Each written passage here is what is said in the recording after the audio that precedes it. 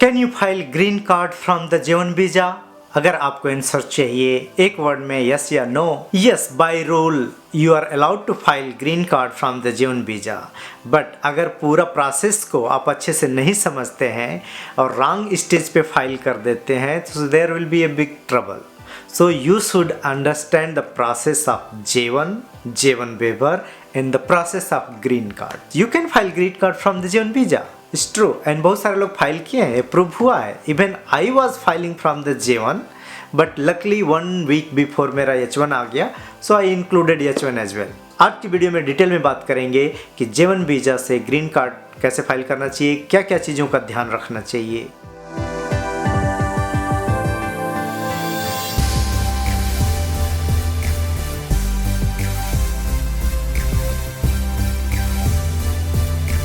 Welcome to my channel. अगर आप channel पे नए हैं तो let me introduce myself first. मेरा नाम डॉक्टर संतोष कुमार भारती है। मैं बोस्टन मैसाचुसेट्स में रहता हूँ, एक फार्मास्यूटिकल कंपनी में सीनियर साइंटिस्ट हूँ। मैं यूएस में 2012 में आया था J1 वीज़ा के ऊपर, then got my H1 visa and green card and I am living in United States since last 9-10 years. तो ज़्यादा देर नहीं करते हुए शुरू करते हैं कि कैसे ग्रीन कार्ड फाइल करना चाहिए J1 से। तो पहला समझते हैं कि what is J1 visa and J1 visa waiver. J1 visa के ऊपर ऑलरेडी एक डिटेल वीडियो बनाया है, इस वीडियो के नीचे डिस्क्रिप्शन में लिंक रहेगा, उस वीडियो को देखें। दूसरी डिटेल वीडियो है J1 वेवर का डिटेल प्रोसेस क्या होती है, उसके बारे में एक सेपरेट वीडियो है, उसका भी लिंक रहेगा। मैं रिकमेंड करूंगा कि उसको पहले देखें। अगेन यहाँ पे थोड़ा सा बैकग्राउंड समरी हम बता देते हैं J1 वीज़ा एंड वेवर के प्रोसेस में। J1 visa exchange visitor visa होता है। आप स्पेसिफिक प्रोग्राम एंड रिसर्च या स्टडी के लिए यहाँ पे आते हो और बाय रूल आपको प्रोग्राम कंप्लीट करने के बाद अपने होम कंट्री जाना होता है और वहाँ पे 2 साल स्पेंड करना होता है। बट अगर आप अपने होम कंट्री नहीं जाते हैं, यहाँ रहते हुए J1 वीज़ा से ग्रीन कार्ड फाइल करना चाहते हैं या J1 वीज़ा से H1 वीज़ा फाइल करना चाहते हैं या किसी और स्टेटस में कन्वर्ट होना चाहते हैं तो you have to take the J1 waiver. So J1 waiver में अगेन 2 प्रोसेस होती है। एक होती है नोरी, जो नो ऑब्जेक्शन लेटर लेना होता है इंडिया से। नोरी का फुल नाम है no obligation to return to India. So kind of a no objection letter है वो। सो इंडिया से लेना होता है वो NORI no objection letter. India से लेने के बाद आपको यूएस डिपार्टमेंट ऑफ स्टेट के वेबसाइट पे जाके वेवर का एप्लीकेशन फाइल करना होता है। तो ये वेवर में 2 प्रोसेस होता है और वेवर को लेने में लोगों को 6 मंथ लग जाता है, किसी को ज़्यादा लग जाता है, किसी को थोड़ा जल्दी हो गया तो 3-4 मंथ में भी हो जाता है। वेवर में जो नोरी और जो वेवर एप्लीकेशन प्रोसेस है यूएस डिपार्टमेंट ऑफ स्टेट की वेबसाइट पे, दोनों प्रोसेस को बहुत अच्छे से समझना चाहिए, पहली चीज़। अब बात करते हैं कि ग्रीन कार्ड की प्रोसेस क्या होती है एंड उसमें क्या रिक्वायरमेंट होती है। एंड देन डिटेल में मल्टीपल सिनेरियो में आपको बताऊंगा कि कब कैसे फाइल करना चाहिए। तो ग्रीन कार्ड की जो प्रोसेस होती है वो भी 2 स्टेप में होती है and really lengthy and huge application होता है। ग्रीन कार्ड का step 1 is called I-140 petition और I-140 application, what ever you call, उसका नाम है I-140।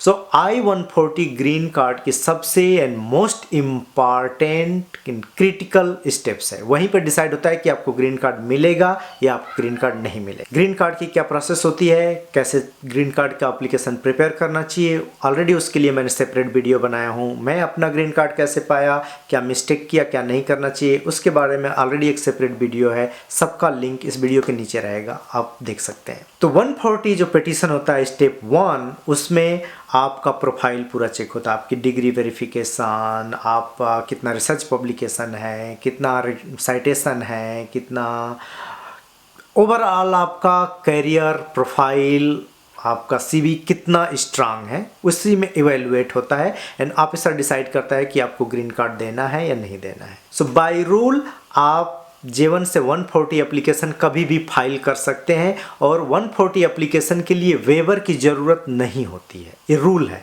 आपको वेवर की ज़रूरत नहीं है। अगर वेवर है तो लोग लायर बोलते हैं और लोग भी बोलते हैं कि रिकमेंडेड है, आपको लगा देना चाहिए। वेवर है तो अच्छी चीज़ है, बट अगर आपके पास वेवर नहीं है और आप 140 एप्लीकेशन फाइल करना चाहते हो तो बिना वेवर के भी फाइल कर सकते हो। बट अगर आपके पास 6 मंथ में और रिसेंटली आपको वेवर लेना ही है तो इस रिकमेंडेड की वेवर ले के फाइल करें। मैंने अपने सराउंडिंग में देखा है बिना J1 वेवर के लोग J1 वीज़ा से 140 एप्लीकेशन फाइल किए हैं। ग्रीन कार्ड में सेकेंड जो स्टेप होता है that is called I-485 petition और चेंज ऑफ स्टेटस भी बोलते हैं उसको। वो जस्ट डॉक्यूमेंटेशन होता है एंड चेंज ऑफ स्टेटस होता है। मीन्स अगर J1 वीजा से हैं तो आपको ग्रीन कार्ड पे लाएंगे वो लोग, या H1 वीजा पे हैं तो ग्रीन कार्ड पे जाएंगे, किसी भी वीजा पे हैं आपको ग्रीन कार्ड के स्टेटस पे आप आएंगे, तो वहाँ पे चेंज होता है।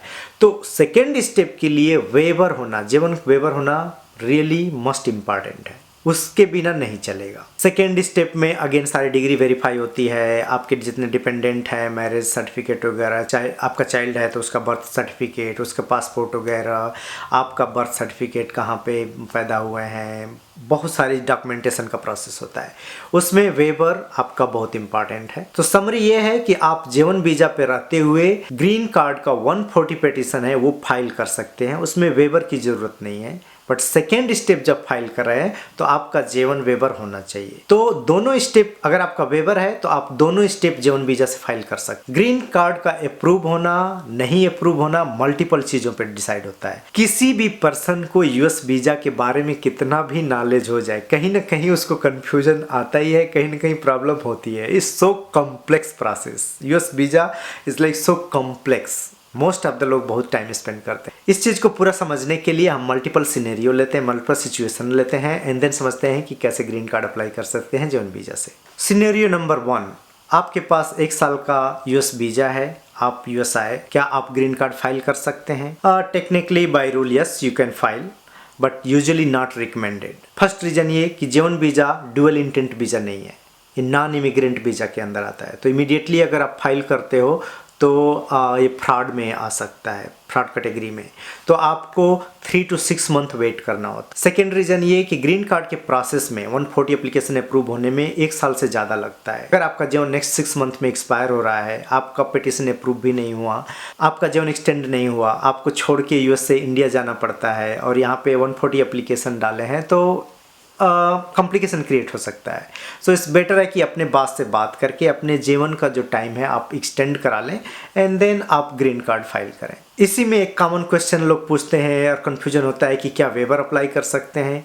वेवर नहीं अप्लाई करना चाहिए अगर J1 आपका 1 साल का है। जनरली वेवर तभी अप्लाई करना चाहिए जब आपका J1 का जो टाइम है नेक्स्ट 2-3 ईयर्स का है, आप इंडिया जाके जब वापस आए हैं उस पर स्टैंपिंग है, उस पर वैलिड वीज़ा स्टैम्प है और नेक्स्ट 2-3 ईयर्स आपके पास टाइम है, देन आप वेवर अप्लाई करें। नोरी आप किसी भी स्टेज पे अप्लाई कर सकते हैं। सिनेरियो नंबर 2 कि आप US में आए हो, तो US में फर्स्ट टाइम आने वाले सब काफ़ी लोगों को 1 साल या 2 साल का ही वीज़ा देते हैं और बाद में आपका एक्सटेंशन होके आपको 5 साल का फुल वीज़ा मिल गया है। क्या आपको ग्रीन कार्ड अप्लाई करना चाहिए इमीडिएटली या वो 5 साल J1 यूज कर लें, इसके बाद ग्रीन कार्ड अप्लाई करें? अगर आपका प्रोफाइल स्ट्रांग है ग्रीन कार्ड के लिए, आपको ये लगता है कि हाँ मेरा प्रोफाइल अप्रूव हो जाएगा, तो आपको 5 साल वेट करने की ज़रूरत नहीं है। बट अगर लगता है कि आपकी प्रोफाइल वीक है, आपको और पब्लिकेशन साइटेशन और सारा प्रोफाइल को स्ट्रांग करना है, तब आप वेट कीजिए, अदरवाइज वेट करने की ज़रूरत नहीं है। आपके पास फुल J1 वीज़ा है, पासपोर्ट पे स्टैंपिंग है, तो आप नोरी, वेबर एप्लीकेशन और ग्रीन कार्ड एप्लीकेशन सब पैरेलल भी स्टार्ट कर सकते हैं।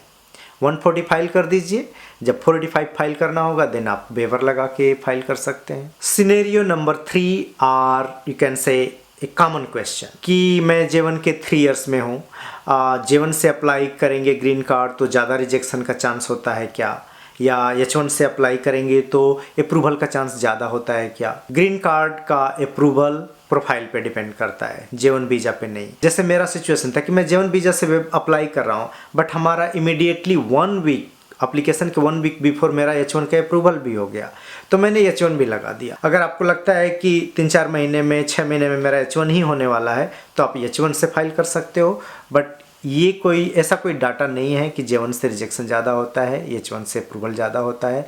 It depends on profile and also depends on multiple factor. Green card की वीडियो में डिटेल में बताया हूँ मैं। एक कॉमन क्वेश्चन होता है कि क्या मैं ग्रीन कार्ड 140 अभी फाइल कर लूँ, J1 पे रहूँ, बाद में 485 फाइल करूँ? यस, ये आप कर सकते हैं कि 140 एप्लीकेशन फाइल कर दिया, आपको प्रायोरिटी डेट मिल गई, अप्रूवल नोटिस मिल गई, 485 कभी भी फाइल कर सकते हैं, आपकी मर्जी है। बट ये रिकमेंडेड होता है कि आप जैसे 140 अप्रूव हो गया है, इमीडिएटली 485 फाइल कर दें तो ग्रीन कार्ड मिल जाएगा। ग्रीन कार्ड मिल जाता है तो you have a lot of flexibility.